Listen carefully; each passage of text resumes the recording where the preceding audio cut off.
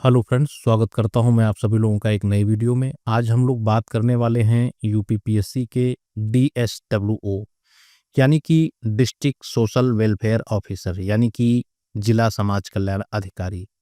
बड़ा ही अच्छा पद होता है, एक सरकारी तंत्र में सेवा देने योग्य पद होता है और यूपीपीएससी का जाना माना पद है। लोग इसे 5वें या फिर 6ठे नंबर पे प्रेफ़रेंस देना पसंद करते हैं और कुछ लोग इसे चौथी पोजीशन पे भी रखते हैं, ठीक है? तो हम लोग इसके प्रॉपर वे में हर एक चीज़ जानेंगे कि ये क्या होता है, इसकी क्वालिफ़िकेशन इसमें क्या लेते हैं, इसका ग्रेड पे कितना रहता है और इसे प्रमोशन किन-किन पदों पे मिलता है। और साथ ही हम लोग जानेंगे कि ये आखिर काम क्या करते हैं, यानी कि फुल जॉब प्रोफ़ाइल वीडियो है। तो आइए शुरू करते हैं आज का वीडियो और देखते हैं। देखिए, सबसे पहले अगर बात करें तो यूपीपीएससी यानी कि लोक सेवा आयोग द्वारा इसकी भर्ती की जाती है और इसे आप लोग जो है डिस्ट्रिक्ट सोशल वेलफेयर ऑफिसर कहते हैं या फिर आप लोग कहते हैं जिला समाज कल्याण अधिकारी हिंदी में, ठीक है? क्वालिफिकेशन की बात करें तो सिंपल ग्रेजुएशन वाले इसे भर सकते हैं, कोई इशू नहीं है। और अगर सैलरी की बात करें तो इसमें आपका 15,600 से 39,100 वाला पे बैंड लागू होता है और ग्रेड पे की अगर बात करें तो आपको जो है 5400 ग्रेड पे इसमें देखने को मिलता है, यानी कि 5400 ग्रेड पे की ये नौकरी है।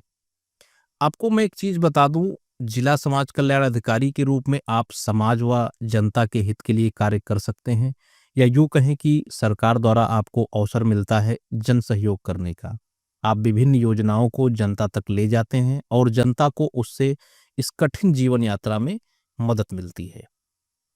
इसमें होता यह है कि सरकार द्वारा यानी समाज कल्याण विभाग द्वारा तमाम योजनाएं होती हैं, जैसे स्कॉलरशिप स्कीम जिसे आप लोग छात्रवृत्ति जानते हैं, वृद्धा पेंशन, ओल्ड एज पेंशन, मुख्यमंत्री सामूहिक विवाह योजना, मुख्यमंत्री अभ्युदय योजना, national family benefit scheme, schedule caste hostel scheme, transgender welfare board की स्कीम्स, शादी अनुदान योजना, अनुसूचित जाति अत्याचार उत्पीड़न योजना। इस प्रकार की बहुत सारी योजनाएं समाज कल्याण विभाग द्वारा चलाई जाती हैं। आप एक जिला समाज कल्याण अधिकारी के रूप में इन योजनाओं को पब्लिक तक ले जाएंगे जिससे उन्हें लाभ मिलेगा। अब जैसे मुख्यमंत्री सामूहिक विवाह योजना की बात करें तो इसमें सैकड़ों जोड़े एक साथ शादी करते हैं, तो काफ़ी सारा खर्चा बच बच जाता है और उनकी शादी भी हो जाती है। गरीब लोग हैं, वो लोग जो अफोर्ड नहीं कर सकते हैं, उनका भी अच्छी खासी तरीके से शादी हो जाती है। वृद्धा पेंशन की बात करें तो वृद्धा पेंशन में क्या रहता है, जैसे कोई बुजुर्ग आदमी है, 60 प्लस है, 60 साल से ऊपर है, वो काम वाम तो कर नहीं सकता। अब सरकार की तरफ से अगर उसे 1000-2000 रुपए की मदद मिल रही है तो इससे बेहतर उसके लिए क्या है, जीवन यापन उसका आसान हो जाता है। स्कॉलरशिप की बात करें तो जो बच्चे पढ़ाई कर रहे हैं, जो आगे और पढ़ना चाहते हैं और उनकी फाइनेंशियल स्थिति अच्छी नहीं है, ठीक है, तो उसमें गवर्नमेंट स्कॉलरशिप प्रोग्राम लॉन्च करती है और वो लोग भरते हैं और उन्हें इसका लाभ मिलता है। उसके तहत गवर्नमेंट उन्हें ट्यूशन फीस से लेकर के स्कूल फीस वगैरह सब कुछ देती है, ठीक है। इसके अलावा भी बहुत सारी योजनाएं होती हैं, जैसे आपका ट्रांसजेंडर वेलफेयर बोर्ड द्वारा स्कीम्स आती हैं। जो ट्रांसजेंडर होते हैं उनको समाज में कैसे जीना है और उनको सम्मान मिलना चाहिए और उनके लिए अच्छी-अच्छी स्कीमें जो है गवर्नमेंट निकालती है। एक शादी अनुदान योजना मैंने बताया, कोई गरीब इंसान है अगर वो इसमें अप्लाई करता है, आवेदक है, तो उसे सरकार की तरफ से कुछ अनुदान भी मिलता है बिटिया की शादी के लिए। तो बहुत सारी स्कीमें होती, इन सारी स्कीमों को पब्लिक तक ले जाना ही जिला समाज कल्याण अधिकारी का काम होता है। आइए एक-एक करके हम लोग और भी जानते हैं इसके बारे में डिटेल से। देखिए, जिला समाज कल्याण अधिकारी का मुख्य काम समाज कल्याण विभाग की योजनाओं का क्रियान्वयन एवं जनता को उन योजनाओं का लाभ प्रदान करना होता है। वह अपने विभाग के अन्य अधिकारियों एवं कर्मचारियों के साथ मिलकर इन योजनाओं को क्रमबद्ध तरीके से जनता तक पहुंचाता है और जनता के हित के लिए इन योजनाओं का प्रचार प्रसार करवाता है। जैसा कि मैं आपको योजनाओं के बारे में पहले ही बता चुका हूं, इन सारी योजनाओं का क्रियान्वयन एवं जनता को उन योजनाओं का लाभ प्रदान करना, ये जिला समाज कल्याण अधिकारी का काम होता है और इसे क्रमबद्ध तरीके से रन कराना भी इसका ही काम होता है।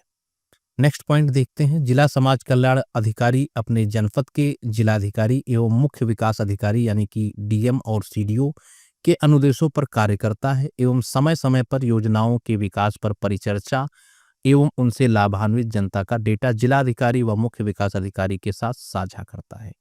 देखिए, डिस्ट्रिक्ट मजिस्ट्रेट यानी डीएम वो जनपद का हेड होता है। जो भी अधिकारी कर्मचारी काम करेंगे सब उसके अंडर में आएंगे। तो जिला समाज कल्याण अधिकारी, जिलाधिकारी, इसके अलावा सीडीओ यानी कि चीफ डेवलपमेंट ऑफिसर उसके अनुदेशों पे कार्य करता है और समय समय पर योजनाओं के विकास पर परिचर्चा करता है और इसके साथ ही कितने लोगों को उसका लाभ मिल चुका है उसकी एक सूची बनाई जाती है, बाकायदा तैयार करा करके इन लोगों के साथ साझा करता है ताकि उन्हें पता चल सके कि हमारे डिस्ट्रिक्ट में कितने लोगों को इससे लाभ मिल रहा है। ठीक है। नेक्स्ट पॉइंट की बात करें तो जिला समाज कल्याण अधिकारी सामान्य वर्ग के गरीबी रेखा से नीचे निवास करने वाले परिवारों के छात्रों एवं अनुसूचित जाति व अनुसूचित जनजाति के छात्रों के लिए पूर्व दसम एवं दसमोत्तर छात्रवृत्ति योजना का संचालन करता है। इस योजना से संबंधित समस्त समस्याओं एवं शिकायतों का निस्तारण करना इसकी प्रमुख जिम्मेदारी होती है।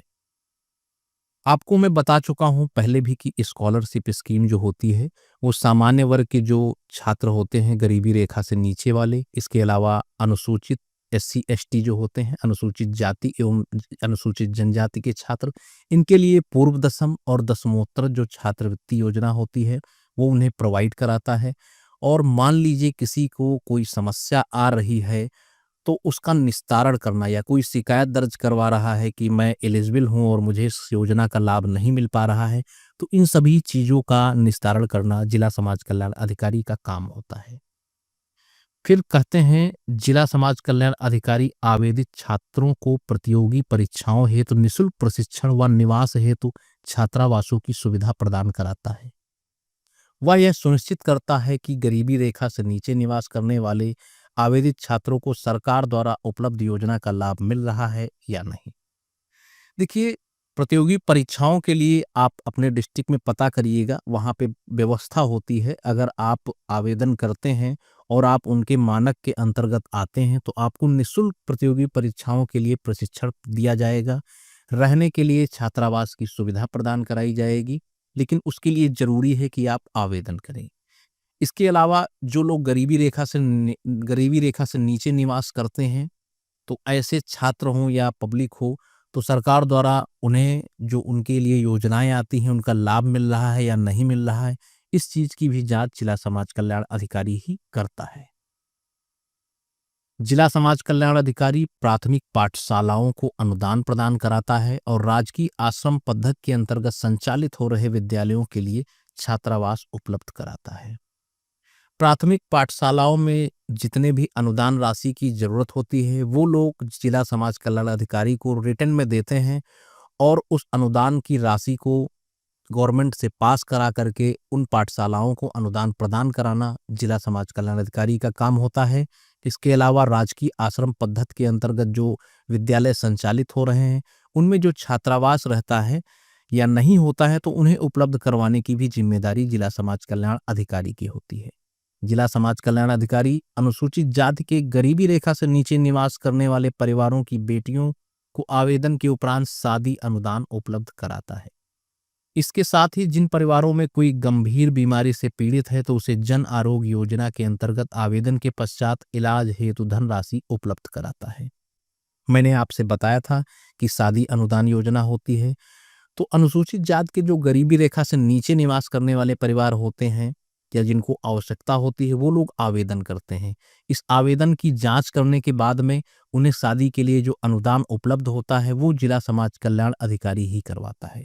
इसके अलावा मान लीजिए किसी परिवार में कोई गंभीर बीमारी से पीड़ित है तो उसके लिए भी जन आरोग्य योजना और अन्य योजनाएं हैं, उसमें आप लोगों को आवेदन करना होता है। इसके पश्चात जो सरकार धनराशि उपलब्ध करती है या मानती है कि इतना खर्चा आएगा, उस खर्चे के हिसाब से जिला समाज कल्याण अधिकारी उसे पास करके वो धनराशि उस पीड़ित परिवार को इलाज के लिए उपलब्ध करवाता है। ठीक है। फिर क्या है, जिला समाज कल्याण अधिकारी 60 वर्ष से अधिक आयु के निराश्रित वृद्ध व्यक्तियों एवं बीपीएल सर्वे सूची में शामिल व्यक्तियों के लिए वृद्धावस्था पेंशन योजना का लाभ उपलब्ध कराता है। मैंने ये भी आपको पहले बताया था कि 60 वर्ष से जो अधिक बुजुर्ग लोग होते हैं उनके लिए वृद्धा पेंशन योजना का प्रावधान है। अब जो निराश्रित व्यक्ति हैं या बीपीएल सर्वे सूची में शामिल व्यक्ति हैं तो उन्हें एक पेंशन दी जाती है, वृद्धावस्था पेंशन जिसे कहते हैं। तो इसका लाभ जो होता है वो जिला समाज कल्याण अधिकारी के माध्यम से ही उपलब्ध होता है। ठीक है। जिला समाज कल्याण अधिकारी अन्य योजनाएं जैसे किसान पेंशन योजना, पारिवारिक लाभ योजना, बुक बैंक योजना, अनुसूचित जात अत्याचार उत्पीड़न योजना का भी संचालन करता है। इसके अंतर्गत आने वाली जनता को इसका लाभ दिलवाता है और आने वाली शिकायतों या समस्याओं का निस्तारण करता है। जितनी योजनाएं हैं, चाहे किसान पेंशन योजना हो, पारिवारिक लाभ योजना हो, बुक बैंक योजना हो, अनुसूचित जात अत्याचार उत्पीड़न योजना हो, या फिर आपका नेशनल फैमिली बेनिफिट स्कीम हो, वो मैं आपको बता चुका हूँ, पारिवारिक लाभ योजना। इसके अलावा आपका जो है शेड्यूल कास्ट हॉस्टल स्कीम है, ठीक है, मुख्यमंत्री अभ्युदय योजना है। ये जितनी योजनाएं होती हैं, इन सारी योजनाओं का लाभ जो है जिला समाज कल्याण अधिकारी दिलवाता है। और इनके अंतर्गत अगर कोई शिकायतें या समस्या आती हैं तो उसकी सुनवाई भी जिला समाज कल्याण अधिकारी ही करता है और उस पर कार्यवाही भी जिला समाज कल्याण अधिकारी ही करता है। क्लियर है। फिर देखिए, जिला समाज कल्याण अधिकारी जनपद के कार्यालय में तैनात वरिष्ठ सहायक, वरिष्ठ लिपिक, सहायक लेखा लिपिक एवं चतुर्थ श्रेणी के कर्मचारियों के साथ ही अन्य कार्यरत कर्मचारियों का अधिकारी होता है। इन कर्मचारियों पर इसका पूर्ण नियंत्रण रहता है। वह इनकी कार्यशैली पर निगरानी रखता है एवं कहीं भी किसी प्रकार की अनियमितता बरते जाने पर आवश्यक निर्देश देता है। और मामला यदि गंभीर होने है या गंभीर होने की दशा में प्रशासनिक कार्यवाही भी करता है। अब जिला समाज कल्याण अधिकारी का अपना एक ऑफिस होता है। आप लोग विकास भवन जाएंगे तो वहां पे देखेंगे बोर्ड लगा होगा जिला समाज कल्याण अधिकारी। उसका एक ऑफिस होता है, उसके अंडर कुछ एम्प्लॉई काम करते हैं, जैसे आपका वरिष्ठ सहायक हो गया, वरिष्ठ लिपिक हो गया, सहायक लेखा लिपिक हो गया, चपरासी वगैरह हो गए, चतुर्श्रेणी कर्मचारी या अन्य बाबूगण हो गए। तो ये सारे लोग इसके अंडर में काम करते हैं। तो इन पे इसका पूर्ण नियंत्रण रहता है। इनकी कार्यशैली देखता है, कहीं कोई रिश्वत तो नहीं ले रहा है, कहीं कोई पब्लिक को परेशान तो नहीं कर रहा है, कहीं कोई अनियमितता तो नहीं बरत रहा है। अगर ऐसा कुछ उसे लगता है तो अगर आवश्यक निर्देश देने वाला है तो आवश्यक निर्देश दे करके वार्निंग दे के छोड़ देगा, अन्यथा मामला गंभीर होने की दशा में प्रशासनिक कार्यवाही भी करता है। इवन सस्पेंशन तक का भी मामला पहुंच जाता है। ठीक है। फिर क्या है, जिला समाज कल्याण अधिकारी जनपद स्तरीय योजनाओं की विस्तृत प्रगति रिपोर्ट तैयार कराकर मुख्यालय को प्रेषित करता है और इस रिपोर्ट में वह योजना संबंधित अपने सुझाव भी साझा करता है। देखिए, बहुत सारी स्कीम है और मैं मानता हूं कि हर एक स्कीम में कहीं ना कोई लूप होल जरूर होता है। इसके लिए मुख्यालय क्या करता है, क्योंकि अब वो जिला समाज कल्याण अधिकारी जमीनी स्तर का अधिकारी है, वो पूरे डिस्ट्रिक्ट में जितनी योजनाएं चल रही सबको मैनेज कर रहा है। तो उसमें जो खामियां होंगी, जो लूप होल्स होंगे, उसकी जानकारी में जरूर आएंगे। तो उसके लिए वो क्या करता है, मुख्यालय उससे बोलता है कि आप एक तो मुझे प्रगति रिपोर्ट बताएं कि आपके यहाँ जो इतनी योजनाएं हैं इसमें कितने लोग लाभान्वित हो रहे हैं और कितने लोग नहीं हो पा रहे हैं, आखिर उसका रीजन क्या है, कहीं किसी योजना में कोई कमी तो नहीं है। अगर कमी है तो उसे सही करने के लिए आप अपने सुझाव रखें। तो ये दोनों चीज, यानी कि जिला समाज कल्याण अधिकारी अपनी योजनाओं, जितनी योजनाएं हैं उनकी एक विस्तृत प्रगति रिपोर्ट भी बनाएगा। इसके अलावा अपने सुझाव भी देगा कि सर ये चीजें इसमें जो है सही होना चाहिए। इन चीजों में अगर करेक्शन कर देंगे तो लोगों को और लाभ मिलेगा। यानी कि अपने मन की बात भी वो रखता है अधिकारियों के पास में। तो ये मुख्यालय तक पहुंचाने के लिए एक गोपनीय रिपोर्ट होती है। ठीक है। ये सीधे मुख्यालय में जिला समाज कल्याण अधिकारी डेटा इसका शेयर करता है और वहां से जो डायरेक्टर लेवल के अधिकारी रहेंगे तो वो लोग इस पर निर्णय लेते हैं कि हाँ, इसमें इस चीज की इम्प्रूवमेंट की आवश्यकता है। अगर सही लगता है तो उसको इम्प्रूव कर दिया जाता है, जिससे अन्य लोगों को भी लाभ मिलने लगता है। तो ये कुछ काम थे जो मैंने आपको बताया। वैसे सारे काम इस एक वीडियो में बता पाना संभव नहीं है, लेकिन फिर भी ओवरऑल मैंने जानकारी देने की कोशिश की। आप लोगों के दिमाग में एक खाका तैयार हो गया होगा कि आखिर समाज कल्याण अधिकारी क्या करता है और उसका मेन रोल क्या रहता है।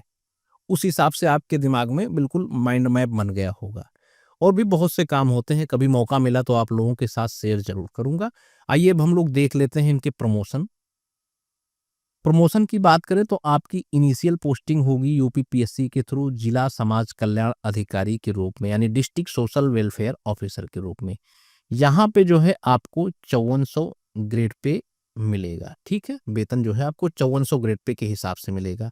फिर नेक्स्ट प्रमोशन आपको मिलेगा सहायक निदेशक समाज कल्याण विभाग, यानी कि असिस्टेंट डायरेक्टर। ठीक है, यहाँ पे आपका ग्रेड पे बढ़ के हो जाएगा 6600। लेकिन अब आपको जिला समाज कल्याण अधिकारी से सहायक निदेशक बनने में लगभग 8 से 10 साल लग जाते हैं। प्रमोशन थोड़ा सा स्लो है इसके। ठीक है, फिर सहायक निदेशक से आप बनाए जाएंगे उप निदेशक। ठीक है, उप निदेशक में जब आप जाएंगे तो आपको लगभग 7 से 8 साल यहाँ भी लग जाएंगे, और यहाँ पे आपका जो है ग्रेड पे हो जाएगा 7600 रुपए उप निदेशक पद पे। इसे आप लोग कह सकते हैं डिप्टी डायरेक्टर। ठीक है, अब आप डिप्टी डायरेक्टर से एडिशनल डायरेक्टर बनेंगे, यानी उप निदेशक से अपर निदेशक बनेंगे, तो यहाँ पे आपको 4 से 5 साल लग जाएंगे। ठीक है, और यहाँ पे आपका ग्रेड पे हो जाएगा 8700 रुपए। ठीक है, जनरली लोग जिला समाज कल्याण अधिकारी भर्ती होते हैं और अपर निदेशक तक आते आते रिटायर हो जाते हैं, लेकिन कुछ एक जिनकी कार्यशैली बहुत अच्छी होती है, उनकी सर्विस बुक में कोई दाग नहीं लगा होता है और पदों की संख्या बड़ी होती, यानी पद खाली होते हैं, रिक्त होते हैं, तो उन्हें मौका मिलता है निदेशक तक जाने का। ठीक है, 3 से 4 साल बाद अपर निदेशक के बाद में आप बनते हैं डायरेक्टर ऑफ समाज कल्याण। यहाँ पे आपका जो है 10,000 ग्रेड पे हो जाता है। निदेशक बन के जब आप रिटायर होंगे तो अलग ही जलवा रहता है भाई, और अलग ही पावर रहती है भाई। जिला समाज कल्याण अधिकारी से आप प्रमोट होकर के धीरे धीरे निदेशक तक सीढ़ी पे जा रहे हैं, तो समझ लीजिए डायरेक्टर बन रहे हैं आप समाज कल्याण विभाग के, तो एक अलग रुतबा रहता है आपका, एक अलग सम्मान आपकी नज़रों से आपको देखा जाता है। ऐसा नहीं कि लोग पहुंच नहीं पाते हैं, पहुंचते हैं, लेकिन थोड़ा सा समय लग जाता है। ठीक है, मैं उम्मीद करता हूँ चीज़ें आप लोगों को एकदम क्रिस्टल और क्लियर हो गई होंगी, कोई मन में डाउट नहीं रहा होगा। लेकिन अगर मन में आपके कोई डाउट है तो हमारी यहाँ पे ईमेल आईडी दी हुई है upsclecturesonline@gmail.com। इस पे आप लोग हमसे संपर्क कर सकते हैं, या फिर टेलीग्राम का लिंक है, यहाँ भी आप हमसे संपर्क कर सकते हैं। इसके अलावा कमेंट का सेक्शन तो 24 घंटा आप लोगों के लिए खुला ही रहता है, कोई इशू नहीं। आप बेधड़क होकर हमसे पूछिए, मैं आपको रिप्लाई जरूर दूंगा। ठीक है, चलिए भाई, नेक्स्ट वीडियो में फिर मुलाकात करेंगे। Thank you.